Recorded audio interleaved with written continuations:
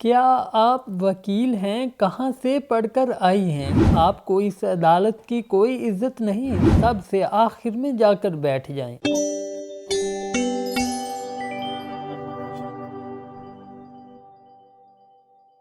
گزشتہ روز supreme court of Pakistan میں returning افسران اور ضلعی ریٹرننگ افسران سے متعلق لاہور ہائی کورٹ کا فیصلہ کالعدم قرار دینے کی الیکشن کمیشن کی درخواست پر آرڈر لکھوانے کے دوران مداخلت کرنے والی خاتون وکیل کو چیف جسٹس کی سرزنش کی ویڈیو سامنے آ گئی۔ My lord, actually, Please sit down.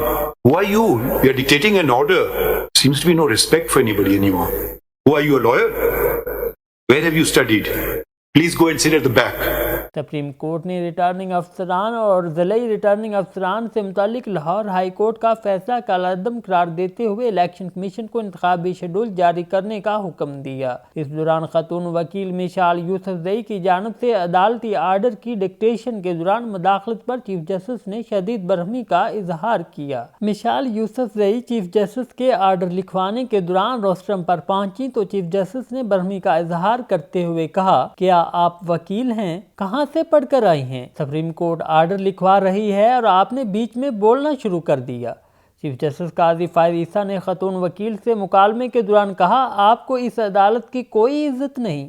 اگر دوبارہ مداخلت کی تو توہین عدالت کی کارروائی ہو سکتی ہے۔ سب سے پچھلی نشستوں پر جا کر بیٹھیں۔ اس دوران اٹارنی جنرل نے بھی عدالت کو بتایا کہ یہ سپریم کورٹ کی وکیل نہیں ہیں، اس لیے ان کا بولنا نہیں بنتا۔ چیف جسٹس قاضی فائز عیسیٰ کی جانب سے سرزنش کیے جانے پر بعد ازاں خاتون وکیل کا اپنے موقف میں کہنا تھا کہ میں اس لیے بولی تھی کیونکہ الیکشن کمیشن غلط بیانی کر رہا تھا۔ واضح رہے کہ لاہور ہائی کورٹ نے 2 روز قبل پی ٹی آئی کی درخواست منظور کرتے ہوئے الیکشن کمیشن کا انتظامی افسران سے انتخابات کروانے کا نوٹیفکیشن معطل کر دیا تھا۔ اس حکم کے بعد انتخابی عملے کی تربیت معطل کیے جانے سے انتخابی عمل رک گیا تھا۔